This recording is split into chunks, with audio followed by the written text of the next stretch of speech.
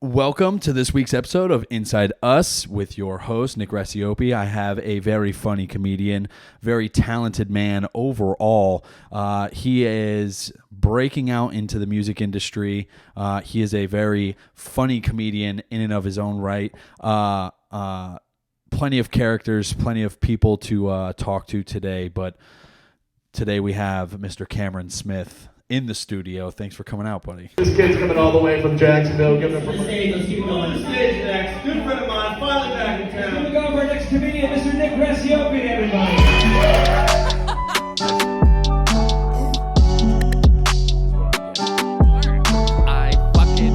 Thanks, guys. I'm Nick Racioppi. Thank you for having me. Yeah, man. I'm a big fan of your comedy, even though it pushes the envelope. I feel like if you're not pushing the envelope and you're not kind of upsetting some people when you're making the attempt in jokes, like it defeats the purpose. Like that's the whole point of comedy. You're supposed to talk about the sensitive stuff and make it funny.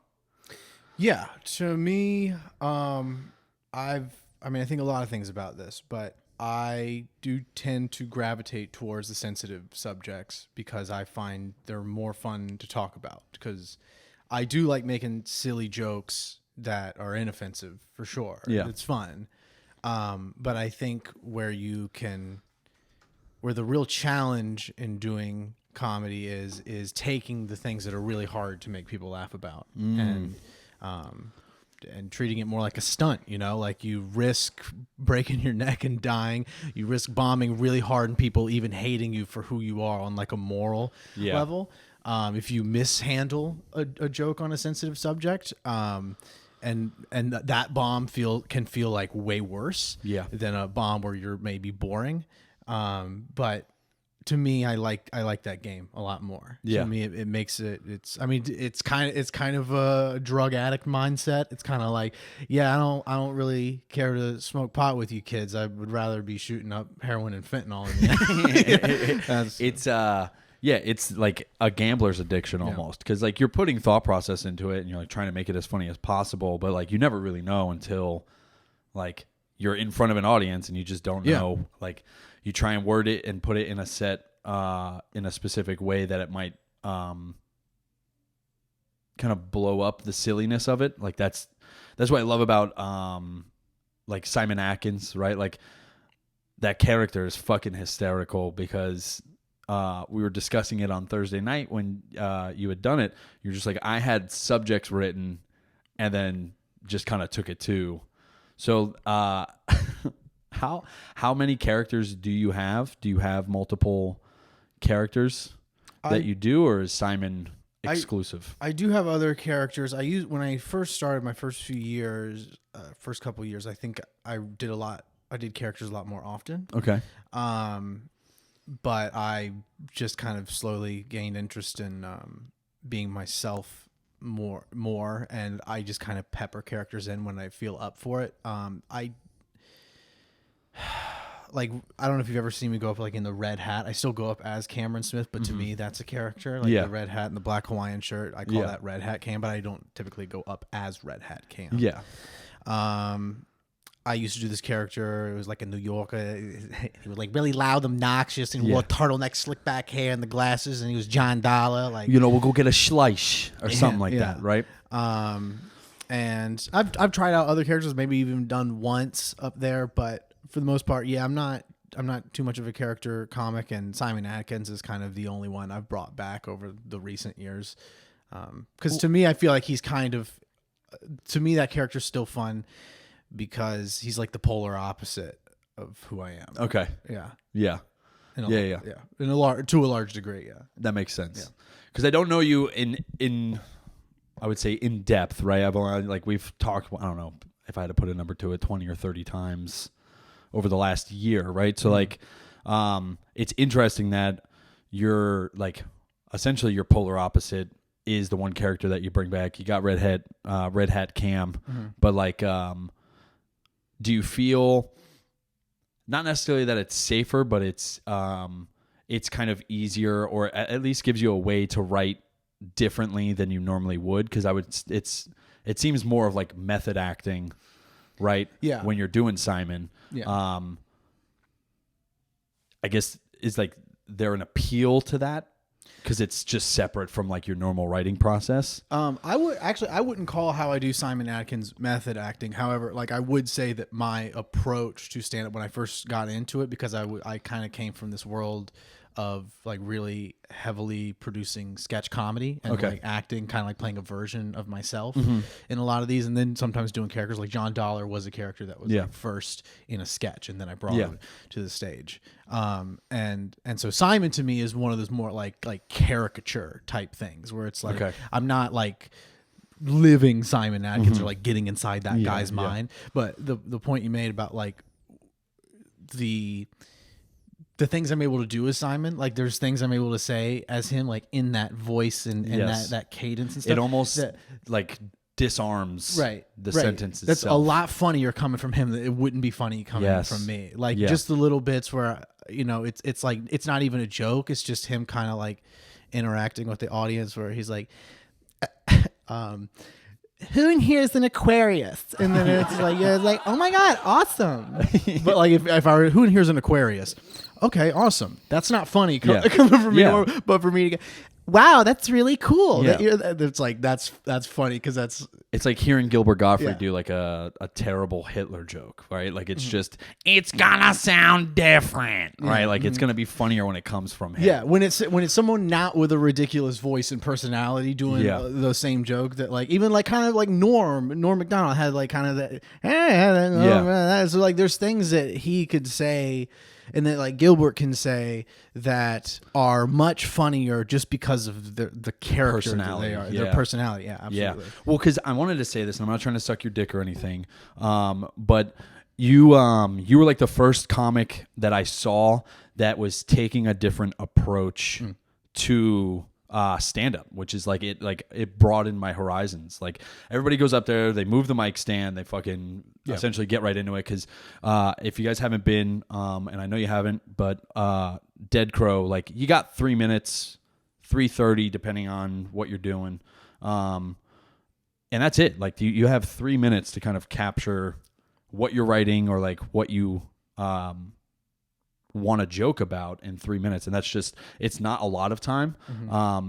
So you were like the first person I saw that wasn't, it was like skewed and like not part of the norm, right? And it wasn't necessarily the content of your jokes. Like the content of your jokes, I'm not saying are like it's what everybody's doing, but I'm just saying it gave a better deliverance to the material than like going up there and just like saying it as someone's like normal personality. Yes. Yeah, I would definitely say that. I mean, I think that I can be a good writer. I don't write. I don't like sit and write like at all for comedy. So do half of us. Hey, No, right. I'm just kidding. But I would say I am someone that leans more into the performance aspect and the delivery of it than the writing itself. But I mean, I will say from like observing my sets, I mean, man, there's some exceptions where there's jokes I've looked at that I was doing in my first year that I look at now, I'm like, damn, my impression of myself is that I was too stupid to be doing a bit like that. That's pretty good. But then for the most part, I feel like I've gotten a lot better at doing, even by staying out of a rigorous writing process, being able to do more complicated jokes the first time and making them land and knowing what to say, just by, I think, becoming more articulate as like a person in general. Like I can articulate more complicated ideas now that I'm older and read more and talk more. Your perspective has changed. Right. I've noticed that too, because like I'm a year and a half in, and I'm doing the same thing now. Like I'm finding myself looking back at some of my older sets because I have had some growth in just the way I write. Like I'm forcing myself to sit down and write and like kind of get in the discipline of starting with one-liners, then looking at stories as a bunch of like smaller setups and punchlines. Yeah.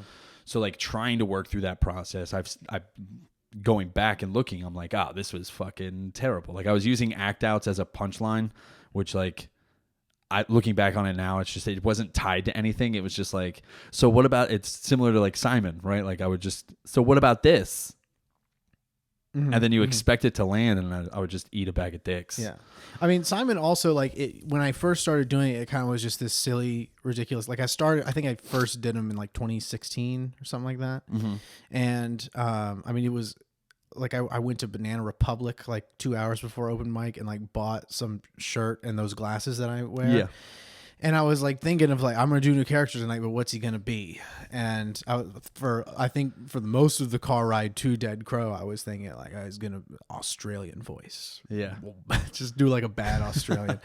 Crikey, mate. Like, here's some crazy ideas I had. Like, but, for the last second, I started doing the kind of like flamboyant little voice like this. And I was like, actually when I first started doing it, it was much more like timid. It was like, hey guys, it's me, Simon. Like, it was like you really had to really going for that amateur that's like going for the first time that doesn't know how to project, like that. And that in that sense, that kind of, to me, those aspects are like method acting. Yeah, where it's like no, I want to like be in the head of this person, so where it's like it seems real to the audience that they can't tell that this is a character.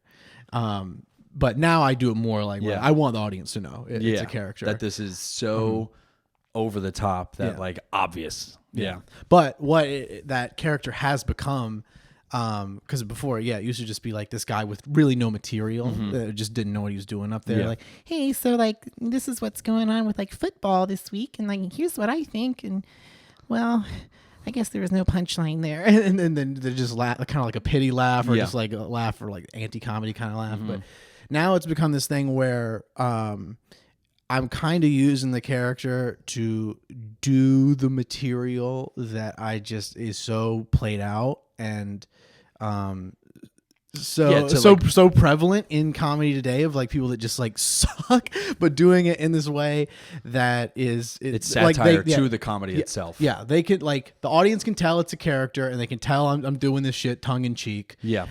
That's why, man, the one I did earlier this year where I was spelling his name, and I did the joke about like spelling his name, and I got to the I. It's like, I think now is a good time as ever, if you haven't already, to get vaccinated. And everyone's cheering, like seriously cheering for it. Yeah. And there's like a laugh, like, cheering in the main part of the room, like the meat and the audience part of the room.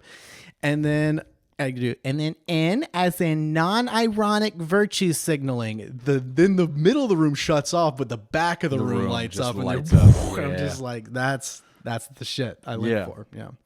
God, that's so good too. Because, well, all right. How long have you been doing comedy? Like, how long have you been like kind of really forwardly dedicating time to this? Stand up. I started like this past September was 10 years. Holy shit. Yeah, I started when I was 17. How old? Oh, wow. Mm-hmm. Yeah.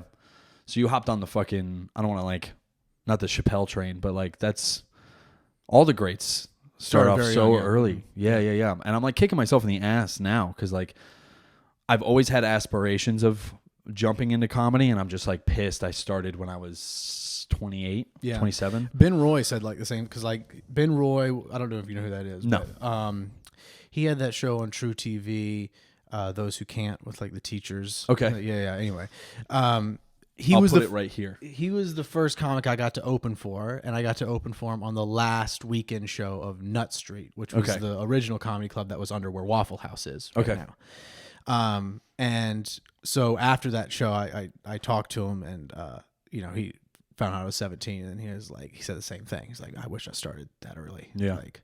It's like stocks. That's what all the old farts say. Yeah. Right? Like, you got to start when you're 17.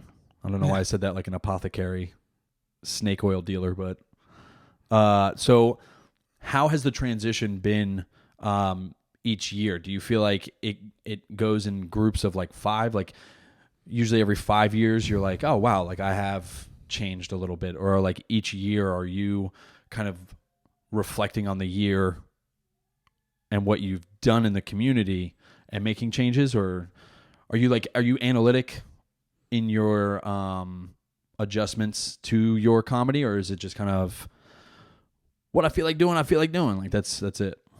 It's a little of both, and I feel like a lot of the analytical elements of it are more unconscious than me like consciously mapping things out and talking to myself or even talking to others about it. And I used to like record every single one of my sets. So I used to have a video of every single set I do, and I'd always watch it back. And I think that's where the unconscious element comes from. I could just watch it back, make mental notes without saying it out loud of like, I don't like me doing that. That's good. I like that. And then I think just over time, even if I'm not repeating the exact material, just performance mannerisms. I'm getting better at breaking it. Oh, I'm using that filler word a lot. I'm saying like and a lot. I'm saying a lot. Dude, my filler words are and all right. And I fucking want to hang myself every fucking time I see it in a video. Right. Want to hang myself. Yeah.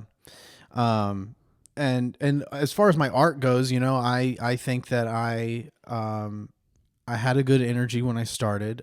I wasn't maybe so good at the craft of comedy, but I think I picked up on it quickly enough, and I started getting progressively better. And I think kind of around 2015, 2016, 2017, I hit this place where it was like I was pretty damn good, like consistently crushing the open mic. And every once in a while, I'd bomb, and or maybe I'd hit a little rut, and I'd pick myself back up. And then 2017 is the era where I think my comedy got as dark as it's ever been. Like it just got to this like extremely like hit a wall in terms of like it just being really dark and me visiting really fucked up subjects and really being disrespectful. And me like really feeling like what's the worst kind of bomb I can feel? What is just like how can I go up there with no plan of a joke and just talk about these subjects no one wants to hear about and was that out of boredom? Do you feel like you were around the 2016, 2017 timeframe, you were like, I'm so overdoing this setup or like this type of writing that you were just like, fuck it. Let's just go up no plan and see what happens. I think I had a genuine fascination with that because I think my idea behind it, like particularly 2018, is when I was like, I really want to dedicate this year to going up unprepared as much as possible. Okay. I was going up more prepared prior to then, but I was leaning into a lot of dark content. And then towards the end of 2017, I picked up meditation practice. Okay. And then I started having this whole experience where like I was continuing to do the dark things and getting that negative reaction from the audience, but I was feeling it. And I was like really aware of how much I was feeling and how deep it was affecting me. And I was very aware of this blurry line between my stage persona and who I was in real life. Because they started bleeding together. Well, I used to always think that like, well, of course they're separate. I'm a different person on stage than I am in real life. But then I think I just started like realizing was like, well, this stuff that I'm doing on stage is coming from a like deep unconscious place. It is my shadow, and that is part of me. And I started like really even conceptualizing a lot of the art I do in that context of the Jungian shadow and like thinking about that and what that really means. And then I think in 2018 when I started feeling that and reflecting on that and playing around with going on stage, I got better at staying in dark places, like keeping it just as dark, but taking the delivery and the way I talk about the subjects and the way I form the joke and the nature of the joke, I got better at keeping it just as dark, but getting the audience more on my side by keeping it laugh or light and silly and ridiculous, to where it's like you can't be that mad. Even though I talked about like mass shootings, the way I talked about it, you kind of can't be that mad about it. Yeah, because it seems, and I don't know if I'm completely out of the woods yet, but like my fear of bombing, because I feel like it's such a fine line where there's like, some people don't fear bombing, but they also don't, you can tell that like their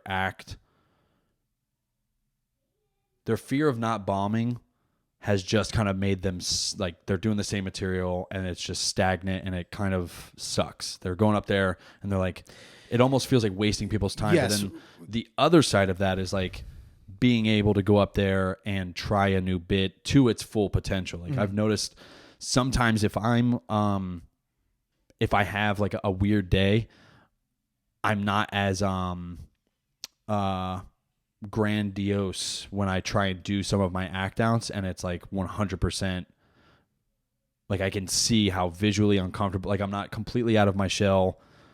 and confident on the stage doing the act out, which then it's just like half in, half out. Yeah. And that never works. Like that to respond to that, I actually want to answer a question that you prompted me, and I kind of like started going off on a tangent about something else kind of related. But the thing you were talking about, that me going up there with like the worst material I could, and worst as in like darkest subjects, and feeling that hatred of the audience when I really upset them. Those years of like 2016, 17, where I went to that really dark place, I feel like what I was doing, it wasn't the same thing as 2018, where it's like, I want to get good at going up there unprepared. This was more like intentionally walking on hot coals to create calluses on my feet. It's kind of like what it was. So that thing that you're talking about there with like, I feel uncomfortable and not confident enough to do the bit to its fullest potential my first time, because I'm like feeling it out. I feel like a lot of these years, and that's another thing too, where the fear of bombing so much that you want to, comics will often lean into their tried and true material even at open mics. They just want to do well. I really detested that. Like I really hated how open mic was like a lot of comics doing that. So the people that were coming to open mic regular audience members, a lot of them, and the bar staff too, that was also there like on a weekly basis, a lot of them would like say to me things like, you're the only one that entertains me at this point, because I've seen everyone else's acts, and you're the only one that does something different every week. Even if it's not good, like I like it. And to me, well, that's what's good too, because like you're almost like when you perform, and it makes sense now with the 2017, 2018 era where you're like kind of walking yourself on those coals. Like even if you're gonna bomb, you know it. Like I know as an audience member, whether it's a shit show or not, like it's still gonna be enjoyable to watch, because like you know how to address the room. Like when you're bombing, you have a really good way of kind of still flipping it to where even if the general populace of the audience isn't laughing, like the comedians or like specific people in the audience. At the very least, I'll have a lot of comedians at the back trying to hide the fact from the rest of the audience that they're laughing. You know, but yeah, so it's almost like failing forward, because like either way, you're still kind of getting that laugh out of people no matter what. Because like I'm still, and I don't like having to do it, but I'm like trying to write material that works almost in every room without like censoring it, if that makes sense. Because I've found that the bar comedy just doesn't work the stage stuff that I do, either the way I'm delivering it, or it just sometimes just doesn't work at a bar setting for some reason. And I know that it crushes when I have like a packed room. So it's weird in that sense. But it seems you have a really good talent at like failing. Like if the set fails, failing forward. Like either way, it's still a really fun I always say experience. I've always said that there's a good bomb and a bad bomb, and like what you're describing is what I would say is a good bomb. Even when I'm failing, the audience hates what I'm doing. Sometimes I'll lean into it and I'll make it worse for them, and I'll just enjoy doing that. Sometimes I'll call them, I'll try to flip it on them. Like I know I've said I was doing some joke where I say the word retard, and then the audience will get quiet, and then I'll be like, how do you know that they don't like that? I was like, you wouldn't know, because none of you guys have sex with them like I do. They actually love it when you hit them, and they're like, call me a retard, daddy. Like, and then again, like sometimes that'll get them to be like, okay, this is so fucked up, I have a lot, but other times it'll make it worse, and then they'll really shut off. I enjoy that.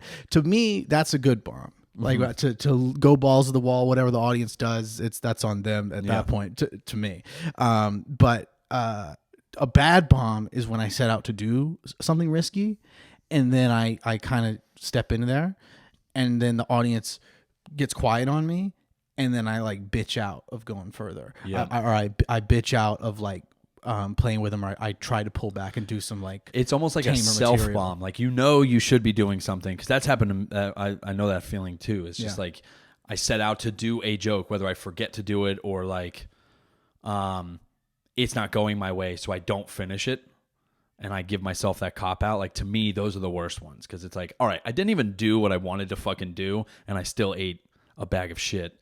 So like that's where a switch happened. Probably, I don't know, 3 or 4 months ago. I was like, I'm gonna write it. I'm gonna do what I set out to do. And if I bomb, then I know it's the material and not the way I'm performing it.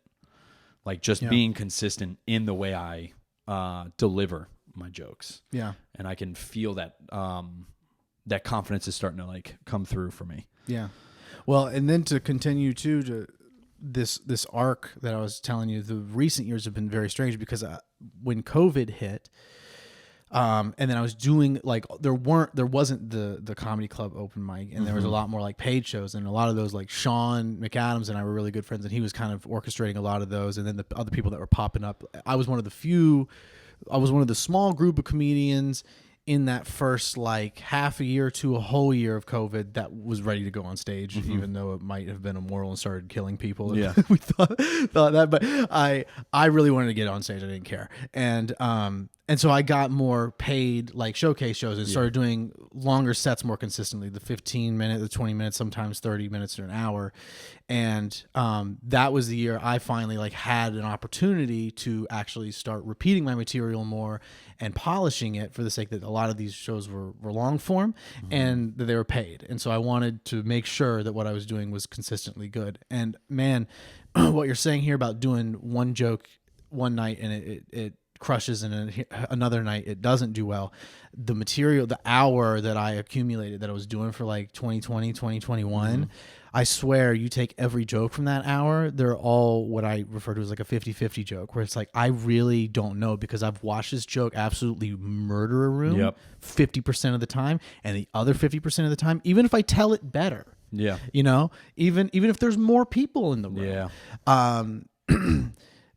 Sometimes it's just like they absolutely hate it. And like I can't tell demographically because there's like, this is a joke that you would think would upset a liberal crowd and make a conservative crowd laugh, or vice versa, would really upset a conservative crowd and and I'm in different demographics with that in my head. It's like, oh, I got him with this. Nope. It's like the conservatives don't like this trans joke. Oh, okay.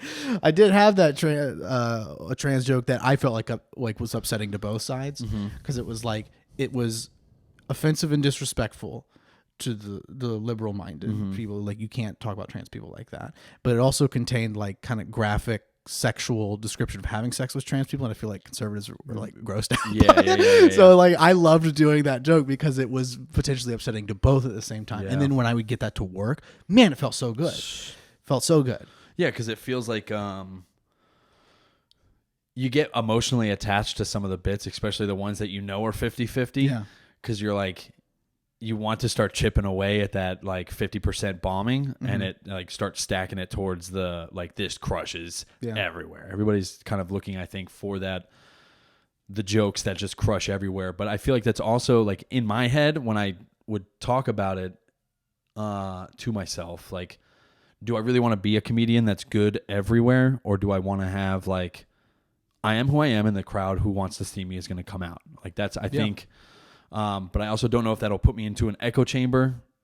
You know? I think a lot of like what the bigger comics talk about, like I know Joe Rogan talks about it. Well, maybe not Joe Rogan. I think he does, but someone that's up there in being a famous comic, but not as famous as Joe Rogan. When they're talking about playing to their crowd, it's very fun, but they really like going to those pop-up sets because that's where they know that their material is actually good. Yeah. And I feel like it's true. You don't want to be in a total echo chamber, because I do feel like my path, I'm having a hell of a time in this era of like, even though I feel like I've been doing the same thing I've always done, and then I'm a lot better at doing it now, I do feel like there's a lot of pushback, not from just the audience. The audience I feel like is the same.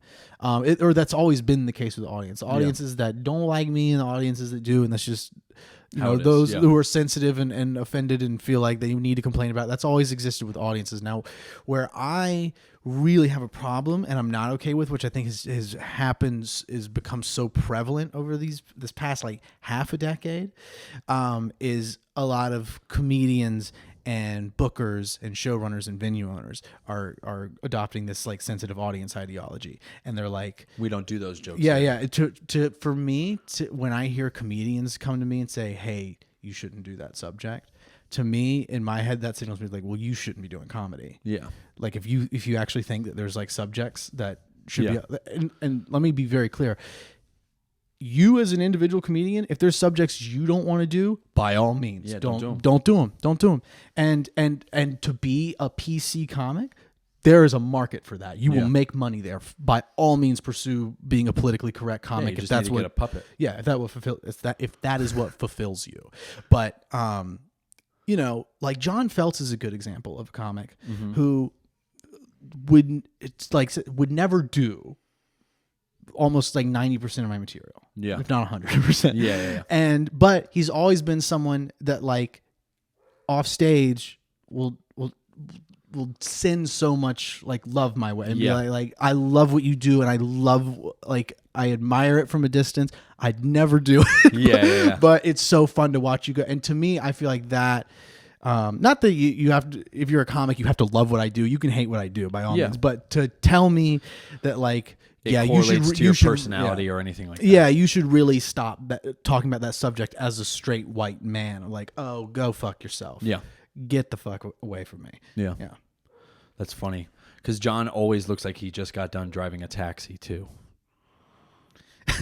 he's got the taxi hat. Yeah, but I call it the grandfather hat. My grandpa always wore a hat like that. Yeah, he was at that thing on Saturday. I got to catch probably like, I don't know. The last like 10 minutes I was there, he showed up because he crushed like 40 minutes at some other fucking place. I'm like, who's double booking out here that, you know, people are showing up late to this one? Because like I'm still in that phase where like 10 minutes isn't a lot. Like I think in general I have probably 25, 30 minutes. It's not all good either. So like to watch guys that are like, yeah, I just got done with a 40. Come over and do 10, like that's fucking, it's annoying to me how good people are, you know? But it pushes me. I like it. Yeah, man. And I think I don't think I could ever verbally tell somebody like, I don't think you should do that joke. It just seems very insincere because that means you're not really taking into account like their thought process. Yeah, I mean, we're definitely like consolidating this conversation to what telling people what they can and can't say in comedy, which to me I think is particularly stupid. Yeah. But I mean, then we can get into another like deeper philosophical discussion about I definitely don't think anyone should be telling anyone else what they should and shouldn't be saying. Yeah. Maybe the only thing I feel any urge to tell someone they shouldn't be saying is you shouldn't be saying what other people shouldn't be saying. Yeah. That's maybe, but like I'm just going to rip the N-word right now.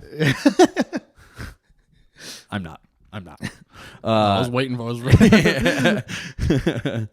No, my asshole would pucker. I'd get canceled before I even get famous. I would pull like a cool Shane Gillis move where he like gets cast to SNL. That was one of my first like dreams was sketch comedy. I wanted to be on SNL.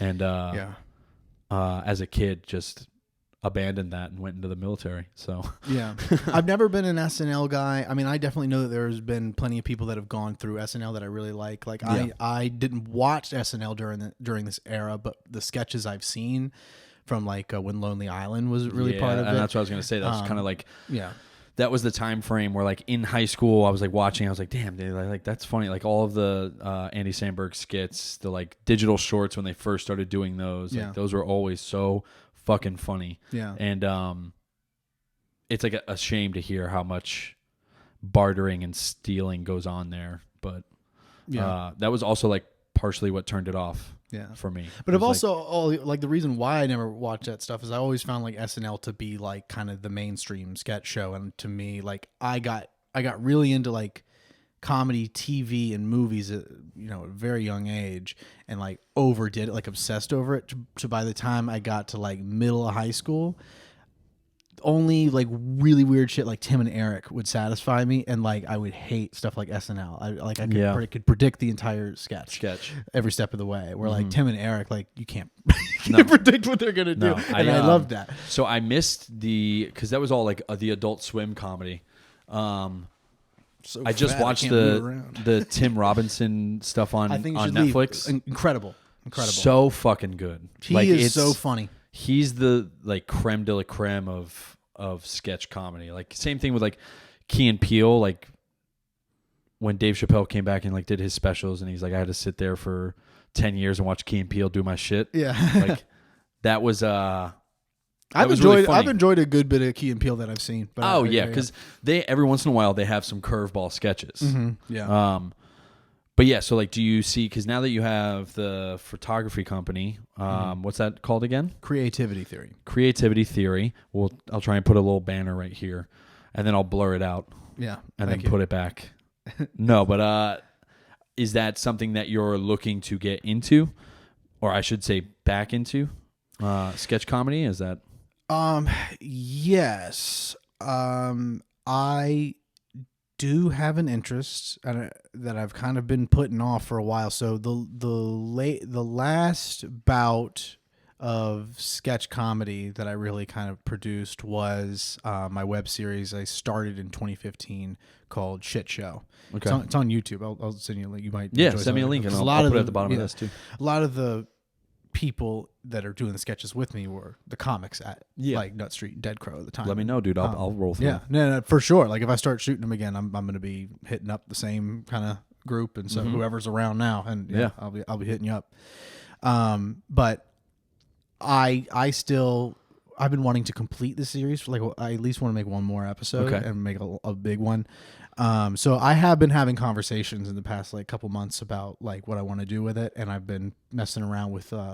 So part of it is I would interview the headlining comics that would come through the club. Okay, like almost like Between Two Ferns styles, kind of like that's good, but not scripted and coordinated. So like some comics, a lot of them because they're comics would pick up on the sarcasm and the character, and they play along. Either they pretend to be extra angry, or they'd play along and be goofy with me. Yeah. And sometimes I think they genuinely, like very occasionally, it's like maybe an older comic that's still using their headshot from when they're 30, and now they're fucking in their 50s or 60s.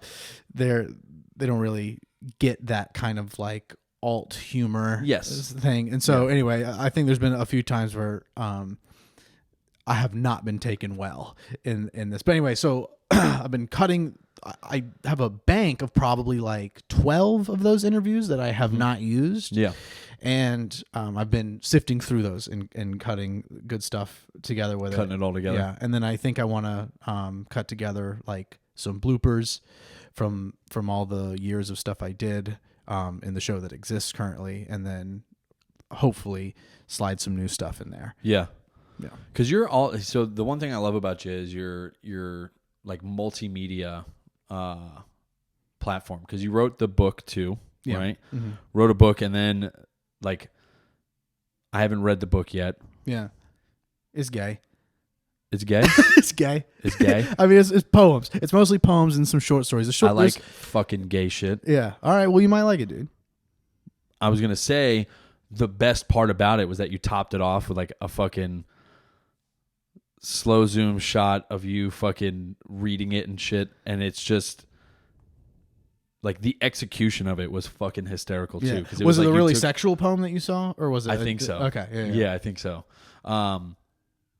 I like your ability to take the like semi-gay shit and still put like a fun twist to it. Yeah. You know, that's fucking, it's cool. So I mean, I would love to see some of that, whether it's raw footage or cut together, but some of that Between Two Ferns, because you were calling it the shit show, right? Mm-hmm. Okay. Yeah. And that's on YouTube still, or? Yeah. Okay. I mean, like the first, there's 17 episodes out. Okay. The first 9 of them are like that 12 to 15 minute format. So I could probably show you one of them before I leave. Okay. But then episode 10's an hour long. Okay. And then 11, 12, they're like close to an hour, I think. Yeah. And then, I mean, the rest of them are like closer to an hour. Yeah. So I started doing the long form. So My plan is to make episode 18, probably put it out sometime next year. Yeah. And it's probably gonna be a massive episode. But then I really want to like cut into clips and really start redistributing it through like the Instagram and TikTok Reel format, because I think a lot of things. Well, I've been experimenting with it on my TikTok, and a lot of clips that I post from it get banned. Like really, and it sucks because they start to take off. Like I think they're pleasing to the algorithm, and people start. I mean, it's a lot of negative comments being like, "You should not do sketch comedy. Like someone should put you down." Yeah. But to me, and then TikTok will be like your videos being taken down because you have guns in it, and it's like a fucking gun that I'm pretending to shoot myself in the head with. But like, you can look up. There's plenty of guns on TikTok. Yeah, it's like this isn't why you're banning me. Have you seen? It reminded me. Have you ever seen Smiling Friends on HBO Max? I've heard of it, dude. Please watch the first episode. Yeah, it's very similar in humor to Tim and Eric. Yeah, please. All right, I'll do yourself the favor. I think they're like 10-minute episodes, 11-minute episodes. The premise is that these fucking like alienoid things work for this company. It's called the Smile Company, and they have to go and like cheer people up.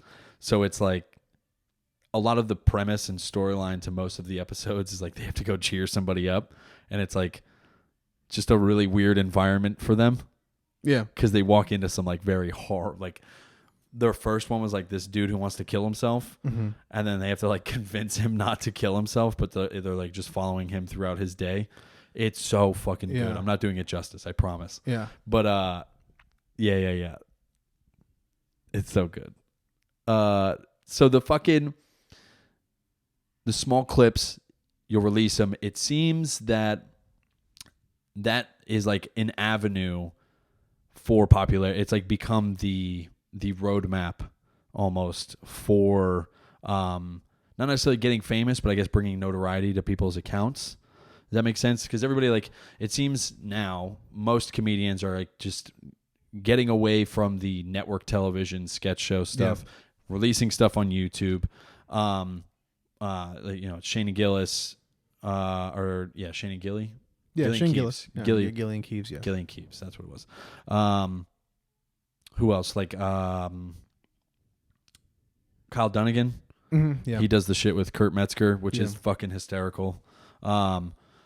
Is this something you would like to continue? Obviously, I guess if it's working, it's working. But like, do you want to do it for a little bit and then like give it a rest? Or well, I feel like I've been giving the video thing a rest for quite some time now. Like the last like really big film that I completed or like video project was this 5-hour film I completed in 2018.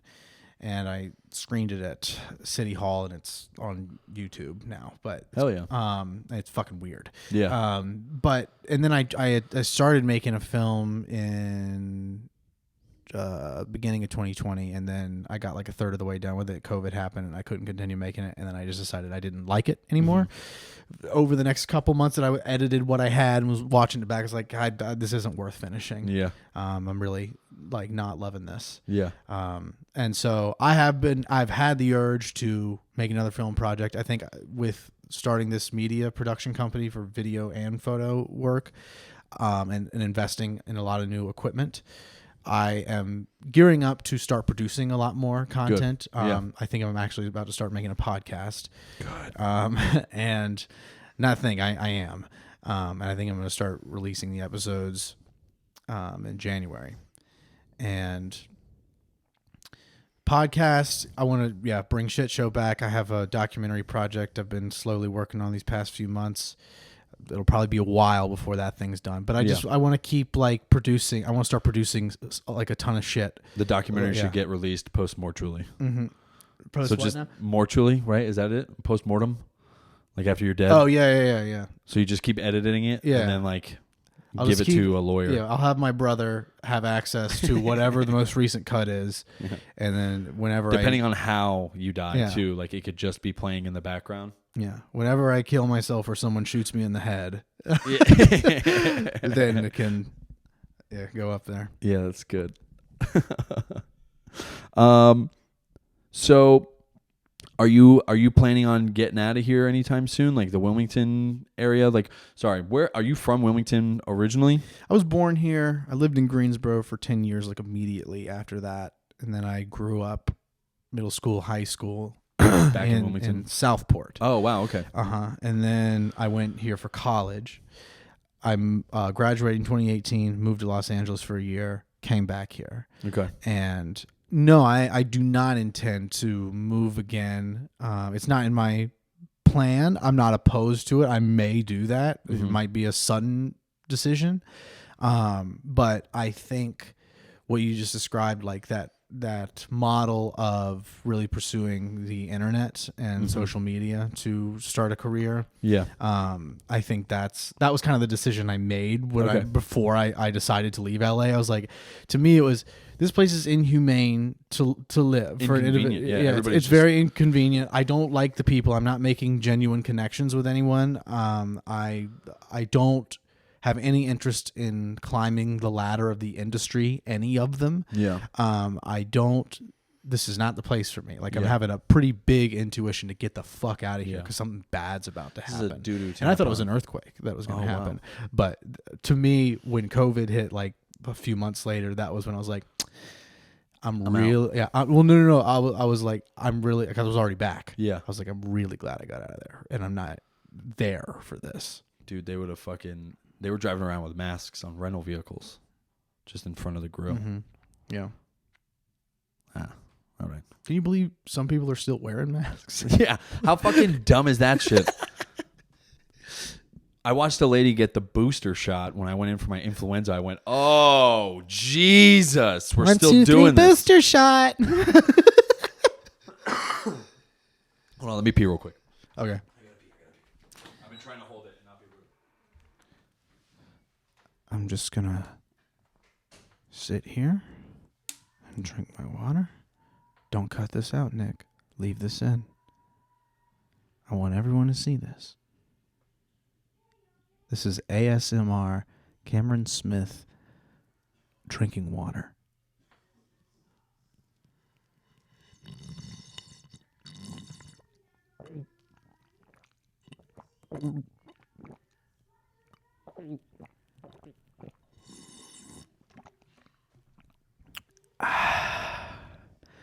Let's get a little more of that. And we're back. I've had a sneaking suspicion that was not recorded. It's not, right? It happens to me every time. All right, I'm back, guys. I had to pee real heavy. I thought this was the pre-podcast conversation. Yeah. This was us. I didn't just realize getting you were to know recording. each other. Yeah. Mm-hmm. Now I'm comfortable. You can start recording now. Yeah. I just pushed record. Oh, okay, sweet. No, that's cool though, because like every time I hear podcasts and like some of the comedians that live over in LA that it's like toughed out the pandemic there, none of them are doing all right. Yeah. You know, it seems those are all the ones that either got Me Too'd. It was like, it was like rabid beasts, like, you better get the booster shot, you better get the fucking vaccine. And then like they did or whatever, and then they stuck around. They were like, I like LA, this is where my family is. And then they were like, then you touched my pussy, and it could have been a woman, Yeah. And that's just what happened. So it seems that it backfired on them a little bit, and everybody that kind of moved to Texas or back to New York, they're kind of flourishing, it seems. Do you like the city environment? Because you said Greensboro is kind of rural, yeah?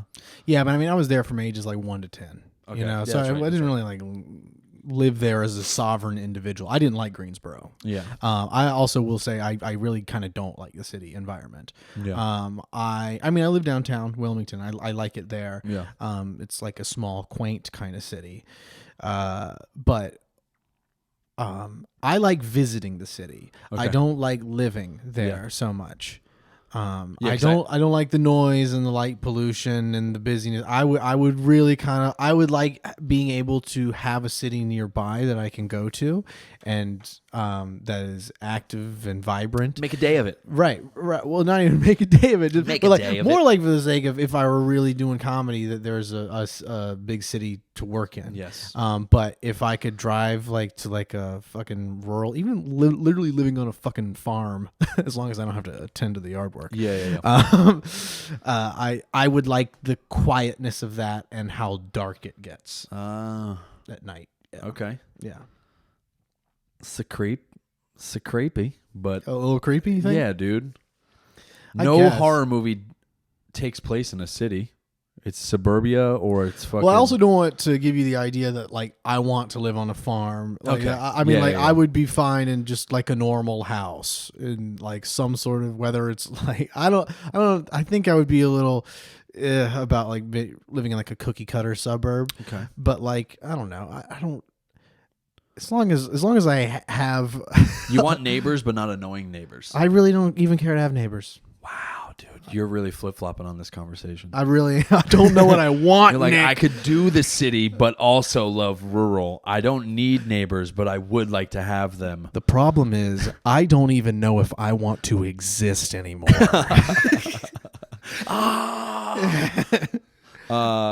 Yeah, because I'm similar though. Like I grew up in Jersey, which is kind of just south of New York City, and you could take a trip up there, go catch like a fucking Yankees game or something like that. But it was like we were far enough removed where like we weren't in people's way when they were walking there, any of that stuff. You could go catch a good slice, and then like all the good pizza and all the good food was still down in Jersey. So like everything we liked about New York trickled down to New Jersey. Yeah. So like we got all of the good parts minus the traffic and the fucking walk-in and the, and it wasn't too hard to like go catch a Broadway show. Yeah. Things of that nature. So I get what you're saying. Like it's in between. Yeah. Before I moved to LA I visited twice and I loved visiting. Like Yeah. it was, and I don't want to say this the whole time I was in LA living there that it was hell. It was just Hell. I mean, it was just, there was a lot of hell in between the good moments. Yeah. In terms of it. And it was like a mundane kind of hell where it's just like, we were talking about the traffic thing. Like Yeah. it's constantly a football game on a college campus on a Saturday night, just across the board in terms of the traffic there. And like, that level of time just to commute to one place to another, to me seems inhumane and counterproductive. It's like the traffic in the flood scene during The Day After Tomorrow, where everybody's like trying to run away. Yeah. Mm-hmm. But every day. Yes. And the shitty gas that's in the air, right? Because there's like heavy smog. Air quality's there. not very good. Yeah. Maybe up by that the was another Hollywood thing I sign. really realized I didn't appreciate so much about like North Carolina. North Carolina is the fresh air. Yeah, and particularly like, so when I moved back from Los Angeles, we went through a summer where there was a pretty bad heat wave up in the valley, and that's where I was staying when I was leaving, and it was like, up to 90s to the early hundreds pretty consistently. Yeah. And the guy whose Airbnb I was staying in wouldn't let me turn on the fucking AC. Stop. I'm dead. And dude, I'm someone that wants it at least like at the highest. Did he also have a ring camera where he was touching his belly button to your Dude, glistening at body every night? At the highest, I want it to be 68 degrees when I'm sleeping, but it was like fucking 82. And like, he's like, just turn on this little box fan. I'm like, it's blowing hot air on me. I was like, can I please turn on the AC? And it was like almost a whole month, if not two, of me not sleeping. Because like I would wake up I would go to bed at 2 and then wake up at 4 sweating. And then I would go Uber for 12, drive for Uber for 12 hours. Yeah. That's how I made my money. And I was just so sleep deprived. Dude, it's crazy that I didn't die from like being sleep deprived and then driving for 12 hours. Yeah. Was the AC in your car the only Yeah, AC that was in your life for a while? Right. Yeah, I was so excited to get out of bed and get in my car. So anyway, when I left that, I was like leaving, and I was so sleep depressed. So everywhere I stayed, like I stayed at a hotel one night, and I got amazing sleep. Mm-hmm. And then I stayed at a friend's. I stayed on the couch. I couldn't even fall asleep, and I just like drove sleep deprived to the next hotel. And I slept. Got such good sleep. Yeah. And then I went to stay with a friend in Ohio. Stayed on the couch. Couldn't fall asleep. Drove very sleep deprived down to my grandparents in Greensboro. And when I went from Ohio through West Virginia, I think. I was going through like the West Virginia mountains where it's just super lush and green. It's like right after the summer and it's like fog. And I was just like kind of falling asleep at the wheel. And I was like, I need to blow fresh air into the car. And I rolled the windows down. That air that was coming in. And I'd been on the West Coast in a very dry place and shitty air. And that air that came in, dude, it's my favorite air I've ever had. It was the best air inhaling experience. And That's I the think shit about that'll it. turn you into James Bond while you're going down like a fucking winding road on the side of an Italian mountain. Coming in my pants in the car. Yeah. I just this air going into my Full lung. Ace Ventura, head out the window, broken windshield, Yeah. all of it. It's fun. I've told this story at least like 5 other times. Not on podcasts, but Yeah. it's funny that Well, now it's documented. I have this air quality story. Yeah, the pH levels inside of the oxygen. Yeah. Well, fucking dork, dude. So when you were out there in LA, did you ever try and get up on the Comedy Store open mic? I got to do the Comedy Store open mic. Stop. Yeah. How was that?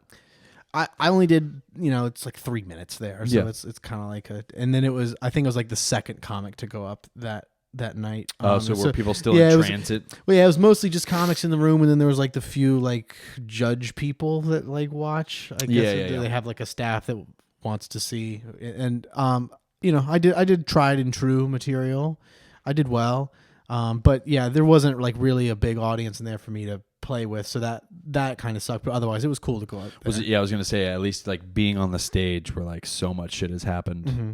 Had to have been really fucking cool. And shout out to Jesus Trejo. When I first got to Los Angeles, he had come through Wilmington like maybe like a year before I moved there, and just we follow each other on Twitter. And he was like, "Hey, if you ever come to LA or you end up moving there, let me know, and I'll show you around."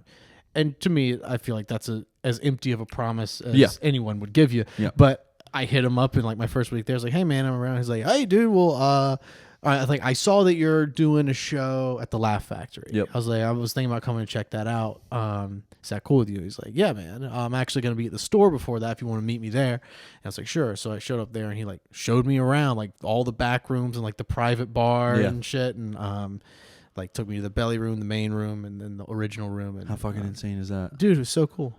So cool. Not empty promises, Jesus. Jesus Trejo is a fucking real one, dude. He's like probably he's one of the kindest people I've met doing this like off stage. Yeah. He's like the perfect conglomerate of like if you were to take Rick Ross and Drake into one comedian. He's got like the really cool beard from both of them. Yeah. I'm jealous of their beards. Mostly because I can't grow mine. Yeah. Not physically. Can you really I not? can. No, I can grow the fuck out of a beard, but You're not allowed. we have to shave our face. Got it. Because we're modern day slaves, man. Do you know the reasoning behind that? Yeah. So they going off of like research that was done in the 40s. When you grow facial hair, bacteria will build up in the hair fibers. Turns out it's like 100% wrong. Actually, cutting layers of skin off of your face makes you more prone to infection. That's why you see like a lot of the people will have like I have razor burn and stuff. It's because I shave so often that like microbacteria gives me essentially. They still haven't hairs. Changed the rule, even though they know. No. They just do. It's just an aesthetic thing now. Yeah. Now it's like, well, you look professional. It's like, yeah, so do the fucking Canadians and the British Royal Marines. Yeah, they're growing beards. I don't know. Just imagine that rule gets eradicated, and then American Marines just start having fucking beards, dude. Yeah. Dude, it'd be cool. Well, most of the Navy can. It'd be my favorite thing that's ever happened. Yeah, dude. Well, they just gave us sleeve tattoos. Like we weren't able to wear like sleeve tattoos, for like. Are you gonna get sleeve tattoos? Yeah, I want to, but it's fucking expensive. I don't know, dude. U.S. military rule makers, if you're listening to me, take all tattoos away from all the corps. Tattoos are bad. You should only get your like dog tags on your forehead so they know when you report in for the morning who you are. Yeah. It's the only standardization. With a Hitman barcode. Yeah, the Hitman barcode on the back of the neck. That's the only tattoos acceptable in my book. It's funny too because like if you grocery shop on there's a grocery store here, you have to scan your ID before you go, so they like make sure that you're on the base or whatever. And it would be funny just to like roll across the fucking the moving mat and just boop, and then they like put you down into the bagging area, and then you like get out and start loading all your groceries. Yeah. From the barcode on the back. Yeah. So you've been doing it a while. What are some of, if there's one, but if there's multiple, like what's the funnest room you've done? I mean, the Last Dead Crow and Nut Street, the one before that. That's my favorite I've ever done. But the old Dead Crow, the nights, like I remember, we did a taped show that was like supposed to be a Type 5 for everyone. Okay. Like it was all the local comics that were fairly regular. And Timmy did like a 2-show in one day thing where both shows were taped and everyone did a Type 5. And I just remember that set, the first set I did for the first show was really electric for me. Like I did, I don't know if you've ever seen me do the bit where like they introduce me and then I go up there and I just start like hobbling and I'm like, hey everybody, Monday. I'm just kidding. I'm normal. and so I've done that to 2 iterations. I've done that a more harsh version where I'm like, hey everybody, I'm here. Like, haha, psych. I'm not fucking retarded. You know, I've done that. Good. But this one I just did, and then like, I'm just kidding. I'm normal. And blew up the room. But even doing it that way, I've had it to where like people are like, nope, and then the rest of my set is me digging out of that hole. Yeah. But they loved it, and then every fucking joke after that landed, and I was like, fuck yes, and this was taped. Yeah. Timmy never got that shit. Timmy never got the footage from the guy that he paid to do it. I know. I'm so pissed. I pestered him about that shit for like a whole 2 years. I was like, you get that shit yet? He's like, he's not giving it to me. Yeah. Fuck me, dude. I know. That happens to me because like sometimes because the Dead Crow has the camera there now. Not knocking anybody, but I just don't like the camera quality. It looks like from a security camera when you're doing it. Like another set that comes to mind that there's a lot of rooms I've like, but here's a really unexpected room I enjoyed. Yeah. Have you ever done Tim Griffin's when he was doing the crab pot? No, I haven't done that one. I've done Seagate. Yeah. So crab pot. There weren't a lot of people there. It was like, seafood restaurant, and the lighting was like this kind of lighting. Yeah. I was just like, oh boy, we're gonna do a comedy show here in this like deck, and it's freezing, and then there's like these shitty heaters in there. Yeah. Like, oh god, I'm not looking forward to this. But I was supposed to do I think like a half hour. Okay. And man, they were into everything. Like just like, and I got away with so much, dude. I got away with saying shit that I like have just never said. You can only get away with it when people are eating oysters. Yeah. Well, it was just like the way I did it too. Like I was, just taking shit and rolling with. Sean McAdams was there, and I think Rich Nielsen was there. Okay. Yeah, I just did a show in Southport with Rich too. Yeah, but I felt really like just on fire that set where it was just like I can do anything I want and they love it. That fucking I'm gonna join the NBA next week. That's how fucking good I feel. Yeah. And like I guess looking back on it now, what is one of the crazier shows that you've done where things kind of fell off the rails, not necessarily from the beginning, but like I have a very good extreme example of this. So in my first year doing it, I had a bit I was telling, and also mind you, with the year I started was 2012. Mm-hmm. So this was like in early, like it had been almost a year that I've been doing it. So it was like June of 2013. Lewis Bishop was doing a comedy competition at Lazy Pirate in Carolina Beach. And this was my second night. The first night, like a month prior, I did really well. That was also like one of my most memorable sets of like really doing well start to finish. Yeah. And then the second night, I kind of went with the confidence from the last one. I'm like, oh, I'm gonna do so good. And I brought my friends with me. And I did a lot of the same jokes, and I switched a few out. One of the jokes in particular was a Sandy Hook joke. Okay. And it's pretty harsh. Yeah. It's pretty harsh. It's funny, but it's pretty harsh. So is what that guy did. Yeah, exactly. Well, I mean, and the joke, it's a lot more elaborate than this, but just so you get the idea of like how kind of like rough what I was saying was to hear, especially again, mind you, December 2012 is when Sandy Hook happened, so this is half a year later. And it was basically the premise that I was talking about, how I have a hard time believing in the afterlife. There's just like a lot of clerical things I can't quite figure out on my own. Like, is there a cookout in heaven? And, and like, is it predetermined? Are you like, if you're a bad egg, you're just going there no matter when you die, if you die before you do the bad thing or whatever. Or can you do bad things in heaven and there's a judicial system which will send you back to hell? And then that's kind of the area of conversation. I'm like, odds are, if it's predetermined, a lot of those kids that died in Sandy Hook are in hell. And then I was like, who knows?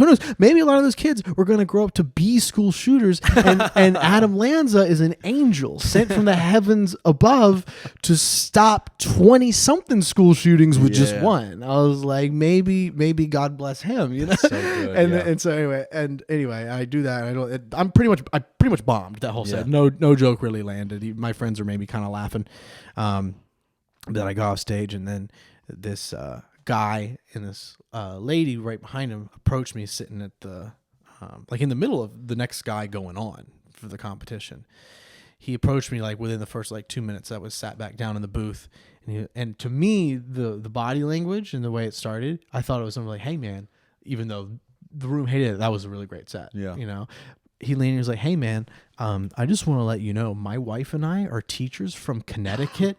You're a fucking asshole, man. He was like about to like start fighting me, and I was still 17. And then Cliff Cash, I don't know if you've ever met him, but he was at the table nearby, and he was like, hey man, like to the guy, like, I don't think you want to fight that kid. He's a kid. And then like Bishop and I think the owner of the room, they kind of came around like, what's going on here? And they like pulled him away, pulled him outside, calm him down and stuff. But then Bishop was like,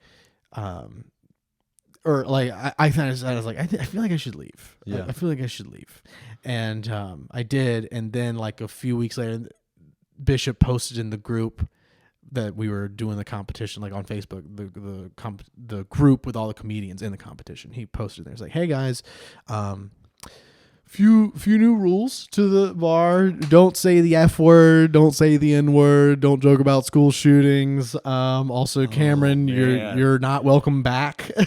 They booted you? Yeah, they banned me from Lazy Pie. I couldn't do the competition for I think the following like 2 or 3 years. Wow. Yeah, and then the ban has been lifted. But you know how like pedophiles don't like you joking about pedophiles because it like brings in some. I didn't know that. I thought pedophiles loved it. Brings up some inner turmoil for them. Maybe that guy's just a future school shooter, and he's like, exactly. That's what I think. Shut the fuck up. Yeah. Like, that's what really. Oh, I'm sorry. I didn't mean to offend you. I didn't realize you had shot up a school. Yeah. Because, God damn it, I was planning one, and you fucked it up. Exactly. As he's like gripping your shoulder. Fuck those people too, man. I hate people that like fucking snowflake school try shooter. to bully their way into it too. Like that's what pisses me off even more. Like anybody that thinks that like they can bully somebody really pisses me off. Mostly because like when I was a kid, I was like subject to bullying, and I always disliked it. It was always just like, you guys are making fun of, like, what are we? We're in fucking 5th grade, dude. Yeah, but that's pretty much my origin story of why you see every time I go up now, I start my set with, are there any teachers from Connecticut in the room? That's good. I wish I had that plot line before I watched that. That's funny because it's also the origin story. So like cue the cool Batman music from this new one. Yeah, that used to be my catchphrase, but now my catchphrase has changed to "Mama can't get what Mama don't want." Oh, what's the story behind that? It's just nonsense. Yeah, like I like Mark Norman always. He's just like, I'm gay, I'm black, I've been Kevin Hart, and then just Yeah. I love when he ends. His sets with, I'm Kevin Hart. Yep. Have a good night. Yeah, that's good, man. Well, I do want to thank you so much for coming on. I had a blast. I hope everybody watching had a blast. You got anything coming up that people should be looking out for? Your Instagram is Creative Theory now, right? Cum Smut still It's still Cum Smut? Yeah, my main. How dare you? Exactly. Sorry You for lied saying to me, cum dude. on your podcast. Well, no, it's like if you're tagging me in like a business thing. Like if I shot some photos for you and you don't want to tag cum smut in your stuff, by all means tag creativity.theory. Okay. But the only thing I would want to promote is that business. If you need any photography or video work and you're local to the southeastern North Carolina region, hit me up. I'd love to help you. Or let's get you out even Raleigh. Let's make this man travel, huh? Yeah. Oh yeah. Raleigh, Charlotte. I go to those areas too. Yeah. Cool. Where can people find the book? The book, Is that still being sold? you can buy it. I don't recommend it, but it's Camthology, and it's on Amazon. I think there's still a link in my Instagram bio. That's probably Good. the best bet for finding it. So at Cum Smut. On Twitter, Instagram, Are you on TikTok? Facebook. TikTok, yeah. Same thing, Cum Smut? Cum Smut across the board. Yeah. Shh, you dirty little girl. I know. No one wants it, so Yeah. I took it. And then Anything you want to promote? me? Yeah. No, dude. Okay. I'm a fucking loser. But you guys can catch me at the Crooked Lotus December 17th. No, but for real, thank you so much for coming on. I got to get you back on soon. Maybe we can discuss some podcast details. Yeah. When you start yours up, that'd be really fun. Thanks for having me, man. Yeah, dude. Cam Smith, everybody. Love you. Fuck off.